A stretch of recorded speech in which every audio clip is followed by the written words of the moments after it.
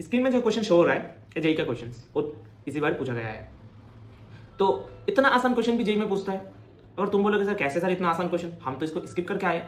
अगर तुम स्किप कर किए हो ठीक है, बट अभी इस फॉर्मूला को देखो। क्या तुम इस फॉर्मूला को नहीं जानते? एग्जाम में याद नहीं आता है फॉर्मूला? ऑब्वियसली तुम्हें पता था, बट तुम रिकॉग्नाइज नहीं कर पाया कि सर ये क्वेश्चन इस फॉर्मूला से सॉल्व हो जाएगा। जस्ट इस फॉर्मूला से सॉल्व होगा। कैसे? जैसे कि n फैक्टोरियल या लेट्स सपोज 10 फैक्टोरियल। तो 10 फैक्टोरियल में अगर मेरे मुझसे कोई पूछे कि sir okay what is the power of 2 in 10 factorial, 2 is prime.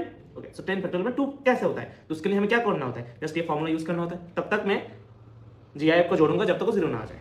0 के बाद ऑब्वियसली समेशन है 0। ओके जस्ट यही फॉर्मूला से क्वेश्चन सॉल्व हो जाएगा। चलो देखते हैं कैसे। देखो 40 टू द पावर n बोला है, डिवाइड 60 फैक्टोरियल, 60 फैक्टोरियल। इसका मतलब क्या हो गया? 60 फैक्टोरियल के अंदर तुम्हें 40 टू द पावर n का कैसा पावर है? 40 का पावर जो n है, n का वैल्यू क्या है? क्या रखूं जो 60 फैक्टोरियल को डिवाइड कर जाए? ठीक है, मैंने उसको n ही मान लिया।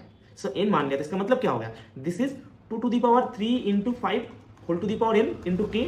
This is 2 to the power 3n into 5 to the power n into k।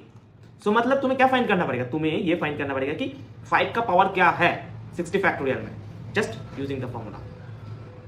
5 का पावर तुम्हें पता होना पड़ेगा। ठीक है, this is 60 by 5 GIF, then 60 by 5 square plus 60 upon 5 cube and so on. All the values are 0 because it is greater than 60. So value is 0 point something. So this is 0, this is 0. That's it. Okay. Now what is that summation?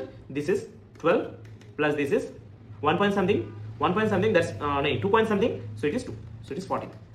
So what is the n value? N value is 40. That's it. यही था questions में और कुछ भी नहीं। सो 14 is the answer. देखो कितना आसान क्वेश्चन था जेई में। ओके, ऐसा ही इंटरेस्टिंग मैथ्स के लिए जुड़े रहे हमारे साथ और मिलते हैं नेक्स्ट वीडियो में। तब तक के लिए बाय।